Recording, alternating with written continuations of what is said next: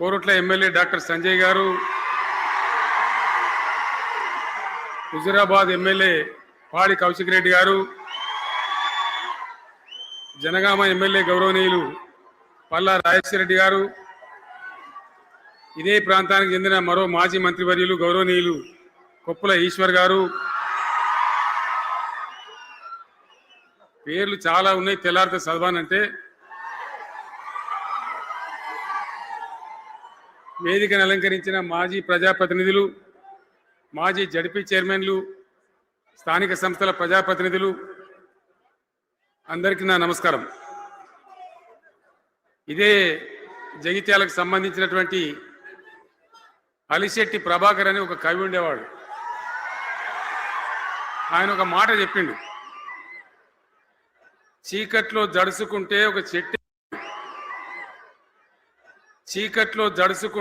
చెట్టే నీ చుట్టూరా అరణ్యమై భయపెడుతుంది,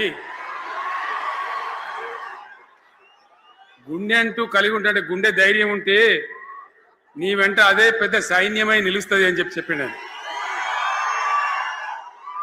ఇలా నా కళ్ళ ముందున్నటువంటి మీరు, మీతో రెండింతలు బయట రోడ్ల మీద ఉన్నటువంటి అశేషమైనటువంటి జీవన్ రెడ్డి గారి అభిమానులు, మీ అందరి ఆశీర్వాదంతో ఈరోజు జీవన్ రెడ్డి గారి చేరిక కరెక్ట్గా ఆయన గుండె ధైర్యం ఉన్నాడు కాబట్టి, ఉన్నట్టు నికాలస్గా మాట్లాడతాడు కాబట్టి ఇలా ఆయన నిర్ణయం తీసుకొని ఇంత పెద్ద సైన్యాన్ని తీసుకొని తెలంగాణ రాష్ట్ర భవిష్యత్ ప్రయోజనాల కోసం ఆయన బీఆర్ఎస్లో చేరిన విషయం మీ అందరికీ తెలుసు.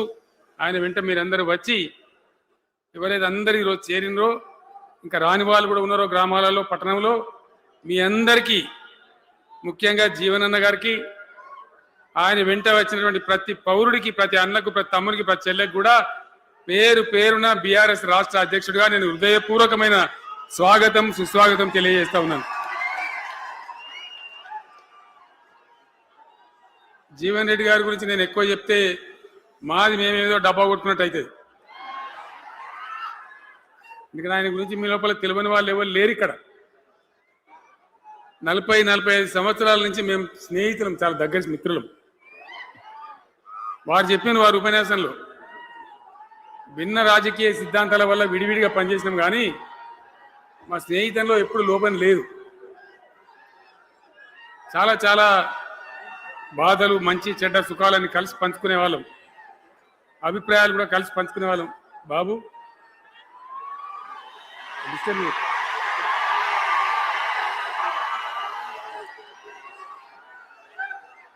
మంది లొల్లి పెట్టడం కూడా కాదురా వారు.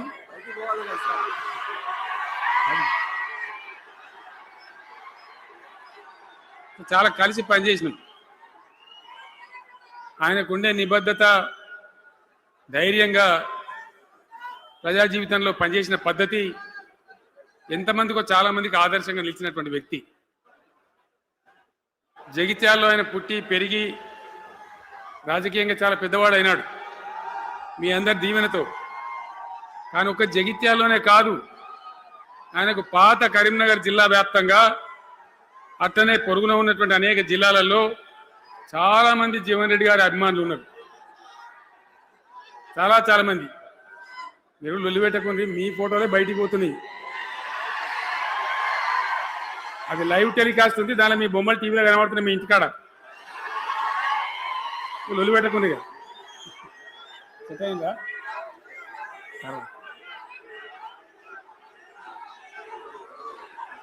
సో అట్లా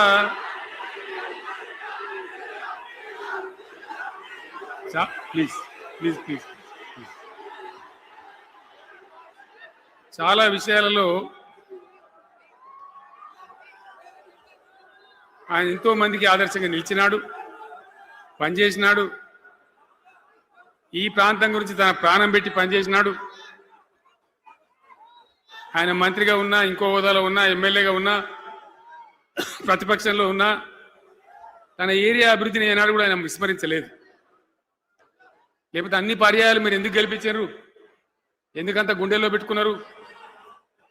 నేను ముఖ్యమంత్రి అయినా వారు ప్రజాప్రతినిధిగా కరీంనగర్లో జరిగినటువంటి సభకు వచ్చింది.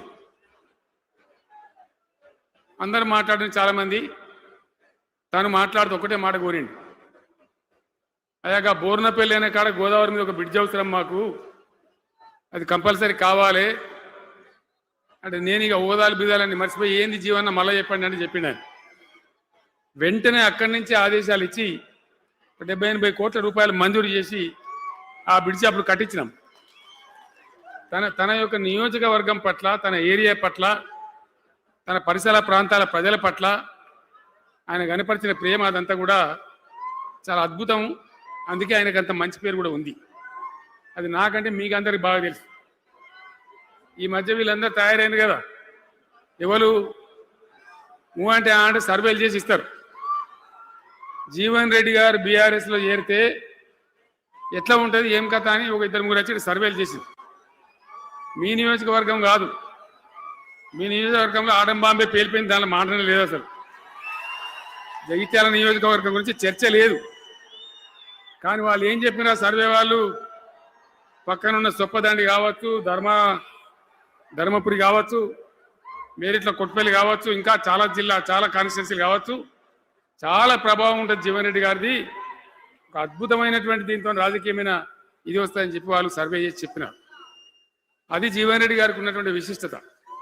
ఒక నియోజకవర్గానికో 10 మందికో కాకుండా తనకు ఏ హోదా లభించినా, ఏ హోదాలో పనిచేసినా చాలా బ్రహ్మాండంగా ఆయన ఇక్కడ ప్రాంతం కోసం తపన పడ్డాడు. ఒక ఉదాహరణ మీకు కనపడుతుంది. పేరు ప్రతిష్ట లేని వ్యక్తులు గ్రాడ్యుయేట్స్ కాన్స్టిట్యున్సీలో ఎమ్మెల్సీగా నిలబడితే గెలవరు. ఆయన శాసనసభ్యునిగా ఇక్కడ ఓటమి చెందినా ఇమ్మీడియట్గా మళ్ళీ ఎమ్మెల్సీగా పోటీ చేస్తే ఇక్కడ ఉండబడే విజ్ఞులందరూ కూడా బ్రహ్మాండంగా గెలిపించండి. ఎందుకు వాళ్ళు ఎందుకు అంటున్నా?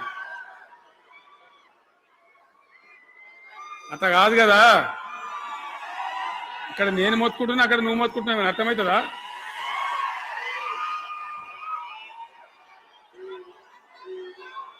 ఏయ్ ఆగవా బాబు, ఆగవాడు వెనుక మనోడేనా? విజయసారం మనోడేనా? 30 ఐడియా కూడా మనోడేనా? మన బుక్కుండా పెట్టు. ఇంత దూరం వచ్చి మనం ఇంత సభ పెట్టుకొని 4 విషయాలు ప్రజలకు చెప్పుకోవాలి కదా. ఈ బట్టి అరుపులరిస్తే ఏం లాభం? సో అట్లా జీవన్ రెడ్డి గారు తన రాజకీయ ప్రస్థానాన్ని ఒక సమితి ప్రెసిడెంట్గా ప్రారంభించి ప్రజా సమస్యల మీద పోరాటం చేసి సివిల్ లిబర్టీస్లో కూడా అడ్వకేట్గా నాడు ఎంతోమందికి పౌర హక్కుల సంఘానికి కూడా మద్దతు ఇచ్చి అచ్చమైన నికార్సైనటువంటి ప్రజా కార్యకర్త నిరూపించుకొని అంచెలంచెలుగా ఎదిగి ఇంతకుముందే ఆయన చెప్పినట్టుగా అనేకమైనటువంటి పదవులు ఆయన చూసినాడు. పదవులైన కొత్త కాదు, బ్రహ్మాండంగా శాసనసభ్యుని గెలవడం, మంత్రి పదవులు అలంకరించడం, అనేక రంగాలలో అనేక రకాలుగా పనిచేయడం అంతా కూడా మీకు తెలుసు.